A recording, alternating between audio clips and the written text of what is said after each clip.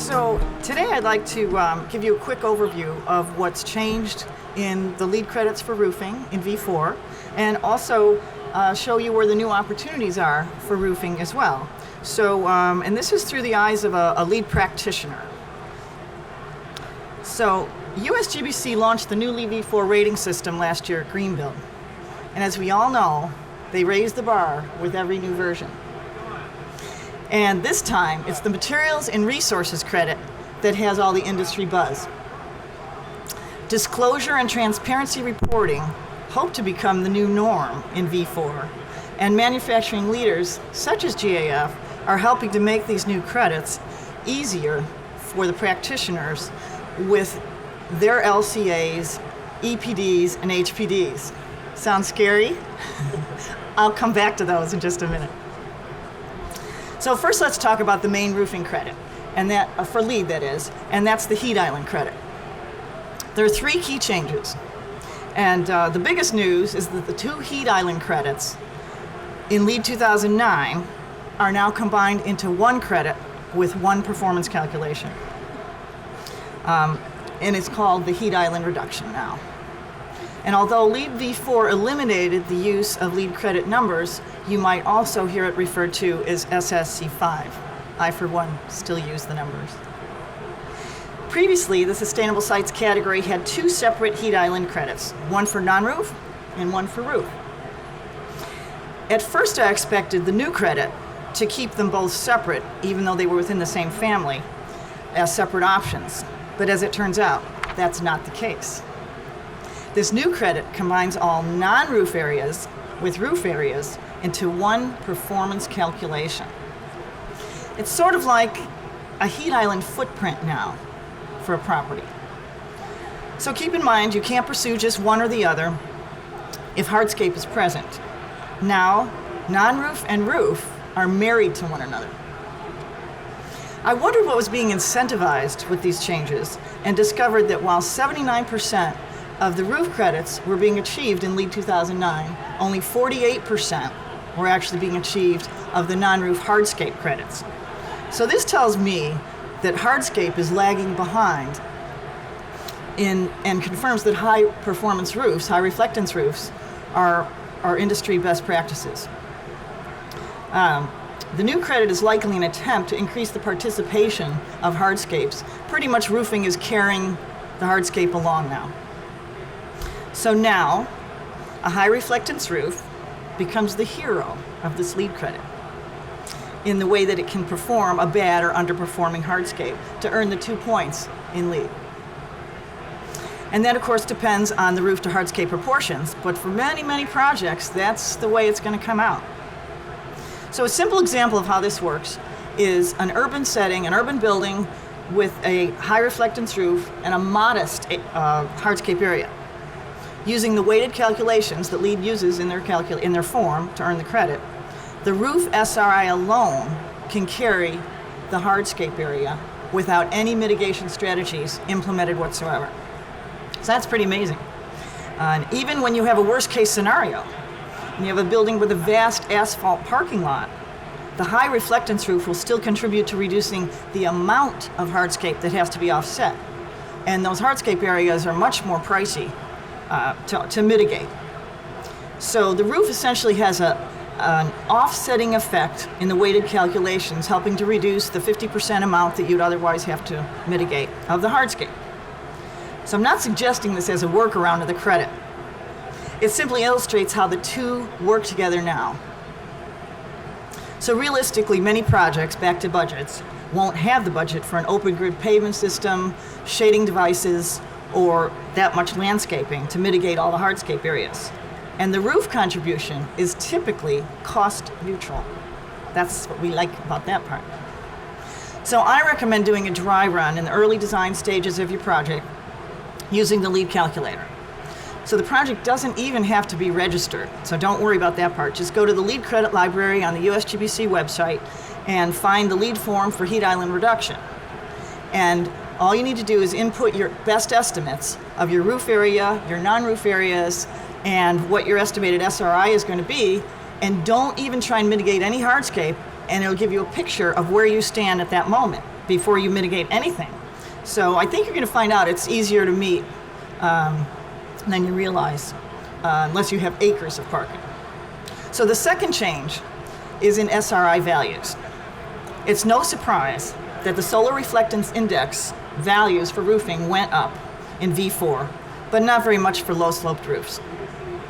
They went from 78 to 82, which is no problem. That's not a big change.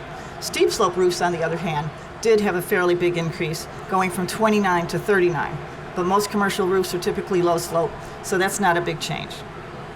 The third change is the introduction of the 3-year aged SRI value, which measures material performance over time. So it's important to understand that this is not, it's just an option, it's not a requirement. The reference guide was not entirely clear on this, and they issued an addendum last July clarifying that you can use either the initial SRI or the 3-year aged, but you don't have to meet both. It's also good to know that I don't really see an advantage of using one over the other. The LEED Online calculator seems to treat them both as equal in their class. And if you're looking to find your 3-year aged and initial SRI values, it's easy. They're on the Cool Roof Rating Council website, coolroofs.org. So there are a lot of other changes I would love to go over with you right now for practitioners that you're going to want to know about, but I'm going to let you discover them in the ebook primer that we've put together that I'll mention at the end of the talk.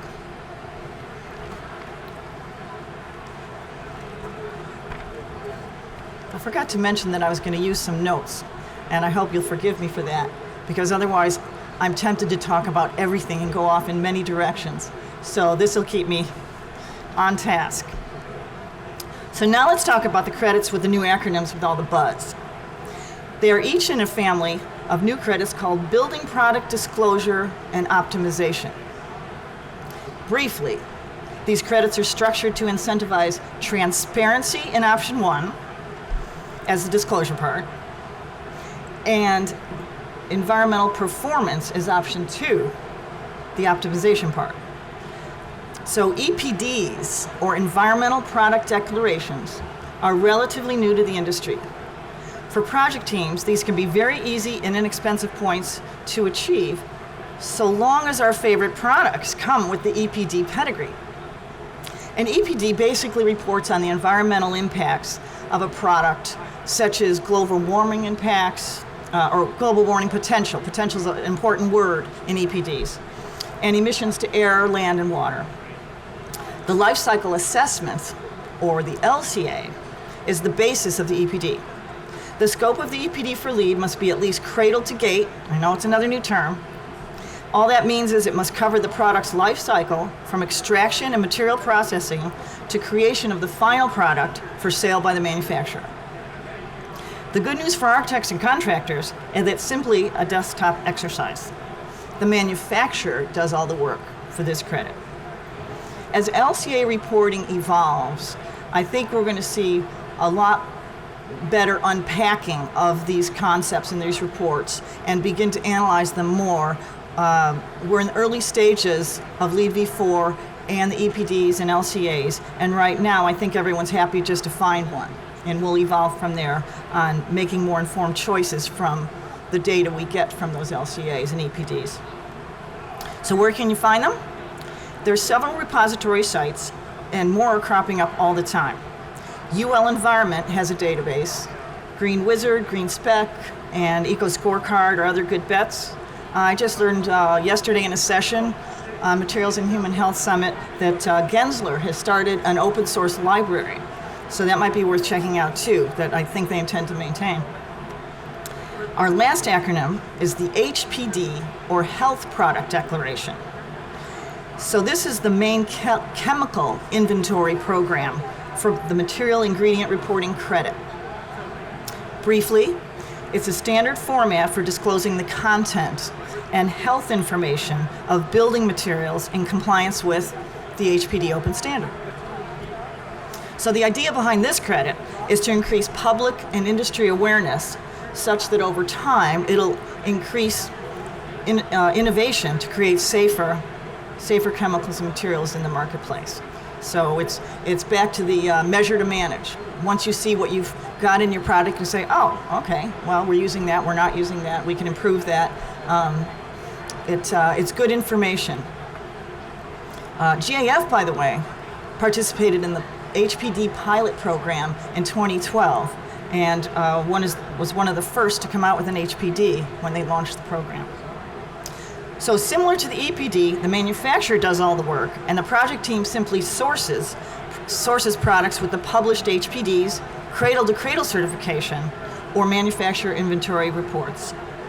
Where can you find published HPDs? The hpdcollaborative.org lists numerous sources, and GreenWizard is probably the easiest place to go, most user-friendly site to find them. In closing, GAF has done a great job preparing for LEED v4 through their disclosure and transparency reporting of the environmental impacts of their roofing products.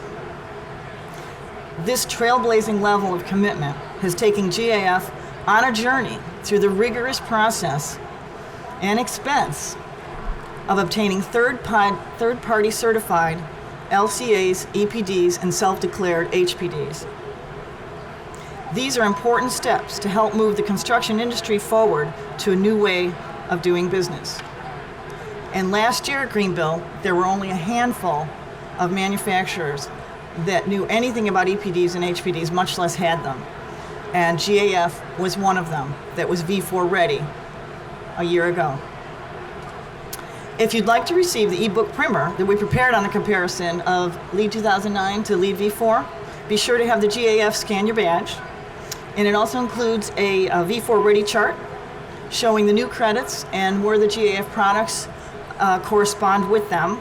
And then for an even deeper dive into roofing as hero for LEED v4, we've got an upcoming webinar on January 15th hosted to the Architectural Roofing and Waterproofing University. It's approved for AIA and GBCI credits, and it's free. And if you need any more help, you can always contact GAF, Green Roof Central, which I love, 411 Technical Services, or Walsh Sustainability Group. Thank you.